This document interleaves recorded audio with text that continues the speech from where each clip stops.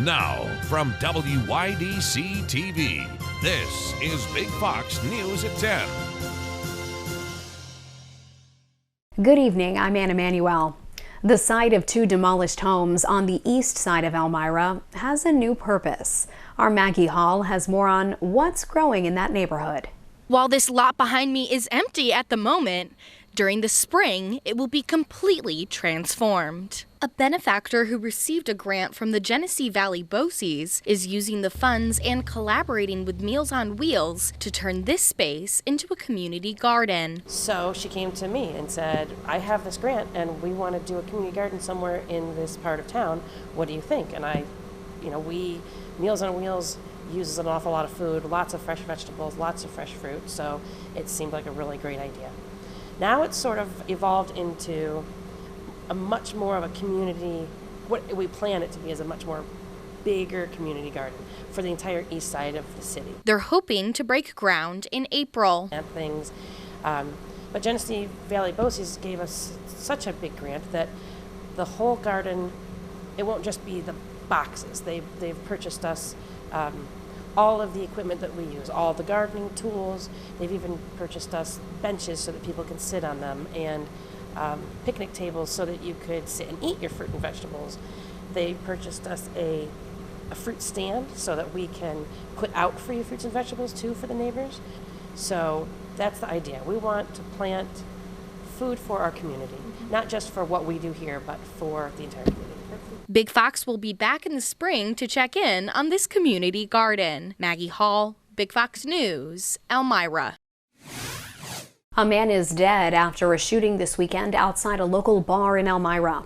Police arrived at the Country Tavern on West Miller Street early Saturday morning and located the victim in his car. The suspect, 29-year-old Shamel Swan, was found in Athens, Pennsylvania hours later and taken into custody. The victim's name has not been released. The Chemung County Sheriff's Office swore in 9 new members to the department.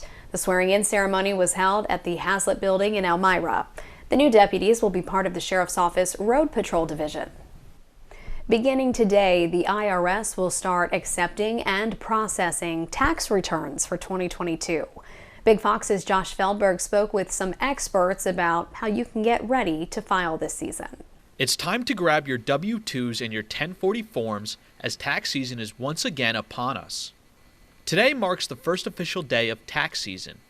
Today is one of the most important dates. This marks the first day for electronically filing your tax returns. The actual tax deadline is April 18th, and if you're filing an extension, that is October 16th. Jacqueline Sisko is a registered tax preparer for Williams Capital Corporation in Elmira. With the window now open to file your taxes, submitting your paperwork early can be beneficial. There are many advantages to filing your tax early. This can include avoiding any sort of penalties and interest, and also avoiding any types of fraudulent tax claims that may come in after you filed yours. One place you may forget to check when filing your taxes is the crypto market. Cryptocurrency being one of the biggest evolving regulatory environments for the year. So if you or anyone in your household is involved with cryptocurrency, of buying, selling, or even mining, it is important to report that to your tax preparer so that they can document that in your tax return. If you are having trouble filing your taxes, there are some things you can keep in mind to help yourself in the future. There are a few tips that can make filing easier for individuals. This can include good record keeping throughout the year. There's also some apps that you can use on your phone for self-employed individuals, including a mileage log for tracking your business miles and things like that. If you have any questions or need help filing your taxes, groups like Williams Capital can help you through the process. Josh Feldberg, Big Fox News, Elmira. Getting some of your mailing and shipping done with the U.S. Postal Service is now a little more expensive. New postage rates went into effect Sunday. Stamp prices are up again for the second time in 6 months. They're now 63 cents. Not to worry though, if you have old stamps laying around, you can still use them despite the price increases. More than 2,000 children's onesies sold on Amazon are being recalled. These Squirrel pajamas are being pulled for not meeting federal flammability standards for children's pajamas. Owners are recommended to take the clothing away from children immediately and rip them up. Once destroyed, you can send a picture to the company to be reimbursed. Turning now to that tragic mass shooting in California at a Lunar New Year celebration. Authorities are trying to determine a motive. Madeline Rivera has more. Flowers and candles line the sidewalk outside of this ballroom dance studio in Monterey Park, California. The memorial pays tribute to the victims of Saturday's mass shooting that left at least 10 people dead and 10 others hurt.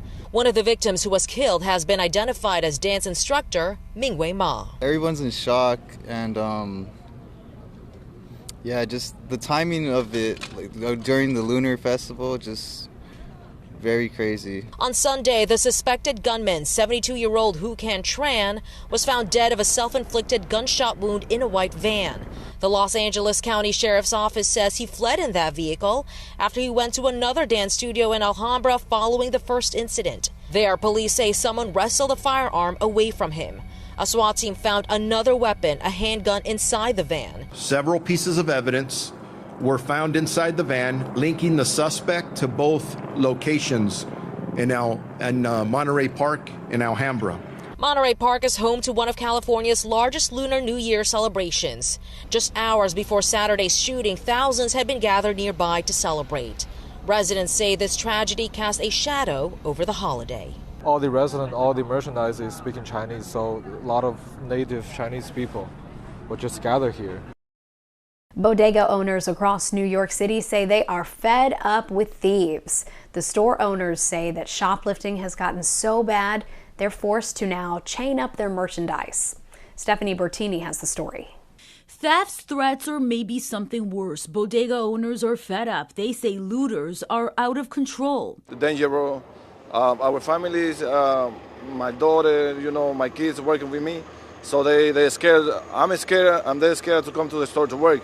And they are pushing back, literally chaining up merchandise to combat those who walk in to steal. Very difficult times, very challenging times to be in, especially when you're in a small neighborhood bodega. Fernando Mateo from the United Bodega Association speaking up at a press conference at a small store in the Bronx this afternoon.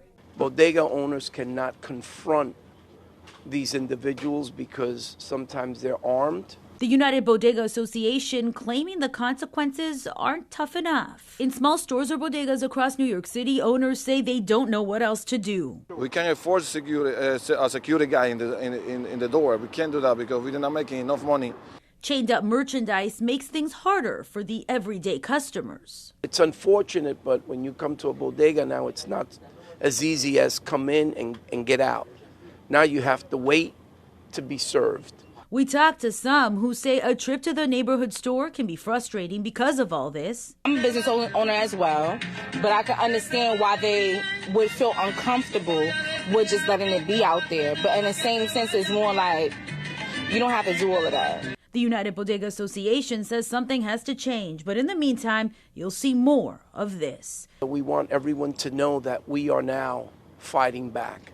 We're fighting back by padlocking, with locks and chains, the merchandise. Stephanie Bertini, Fox 5 News. Still ahead, your complete work week forecast. Plus this. New data finds gym attendance is making a pandemic comeback. I'm Jackie Ibanez with a look at the rebound, plus why health coaching may become this year's hottest trend. All straight ahead. Now, your Twin Tiers forecast from Big Fox. Good evening. We've been under a fairly active weather pattern, and it doesn't look like Mother Nature is going to be stepping on the brakes as we have more systems expected to move through as we step through this week. Now, looking at the precipitation over the last week, now times of this has been rainfall, but we've seen a little bit more of a transition of some cooler temperatures that are bringing us some snowfall potential. However, rain and snow is staying within our forecast. Now, we had a few flakes that were possible. We had that overnight system, and then we kept a few light snow showers through the daytime. but most of that has diminished, but we will stay underneath mostly cloudy skies with a west-southwesterly wind ahead of our next system. Now, there is going to be these overcast skies that may shake out a flake as we head into our Tuesday, but it isn't going to be much. We'll start off the day at about 27 degrees and we'll stay underneath those quiet skies. Again, as mentioned, there might be a few flakes. There is a frontal system passage that is occurring across the Great Lakes region into New York. Now, as that system shifts its way across portions of the Finger Lakes and into the region, it's going to be a little bit more moisture starved. Not as much of a punch with this system, but can't rule out a few chances for that, as there will be some stronger winds that will be coming off of the lakes, initiating some lake effect snowfall well off to the north of the area, but we'll mention at least that chance to shake out a flake or two with minimal accumulation.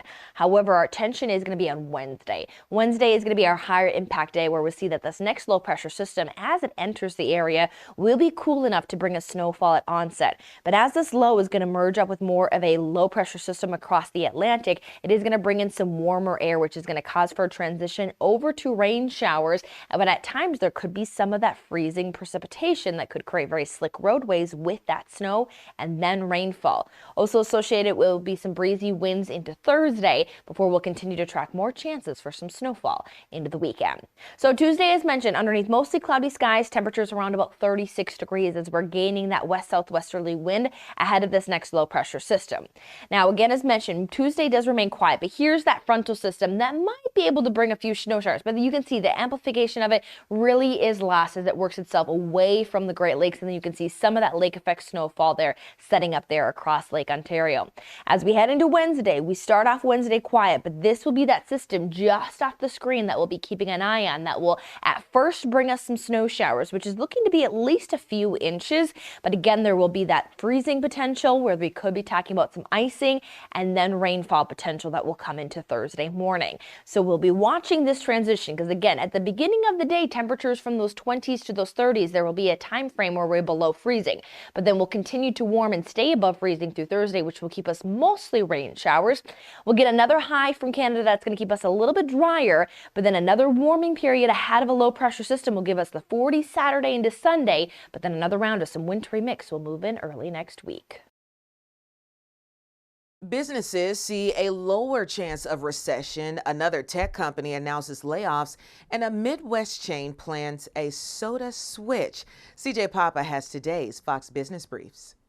The number of economists saying it's likely the U.S. has dipped into a recession or will fall into one this year has declined. Now, 53% of those surveyed by the National Association of Business Economics are predicting recession, compared with 64% in October. The poll also shows respondents expect inflation to ease within their companies and industries.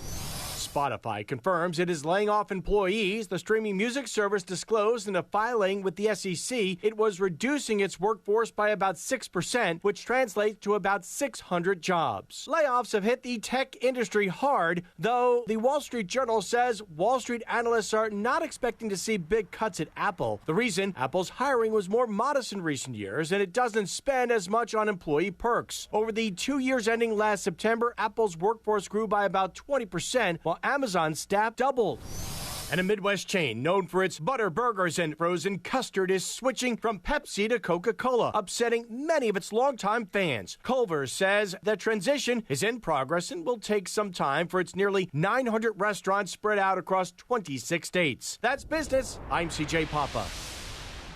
Southwest Airlines is giving some of its employees a bonus for working during the holiday operational meltdown. The airline says it will pay its pilots roughly $45 million in gratitude pay. Other employees will also receive additional pay, but the airline did not specify who exactly. The union that represents Southwest's 18,000 flight attendants confirmed its members were offered compensation. Now, last month, Southwest Airlines canceled thousands of flights during operational issues. As you may recall, it reportedly cost the airline between $725 million and $825 million. After suffering years of decreased foot traffic during the height of the pandemic, new data shows fitness studios are now seeing increased attendance. This comes as public health professionals discuss why health coaching may become a growing trend throughout 2023. Jackie Ibanez reports. Fitness centers fought for survival during the height of the pandemic. Ultimately, data from the National Health and Fitness Alliance finds 25% of U.S. health clubs permanently closed since the start of the pandemic. But new statistics from foot traffic analysis company Placer.ai finds attendance at gyms is steadily bouncing back. Still down by 3% from 2019, but up 40% from 2021. Meanwhile, as fitness centers try and keep the momentum going, public health professionals like Carol Kennedy Armbruster of Indiana University believe health coaching may also become a growing trend this year. So many of our health problems are multidimensional. I think really the most important thing that we need to do is to figure out how we can make our own changes. Health coaching is about implementing lifestyle changes that go beyond getting into shape, focusing on the social, emotional, and physical aspects of health. A lot of people think, I'm going to get a personal trainer who's going to tell me exactly what to do. That is not a health coach. A health coach is someone that digs deep within what you want and helps you solve your problem so you don't need them. If hiring a health coach isn't in your budget, professionals recommend involving trusted friends and family in your goals so you have a close support team you can count on. Jackie Ibanez, Fox News. Still ahead, fans flock to Graceland to remember Lisa Marie Presley. That story is next.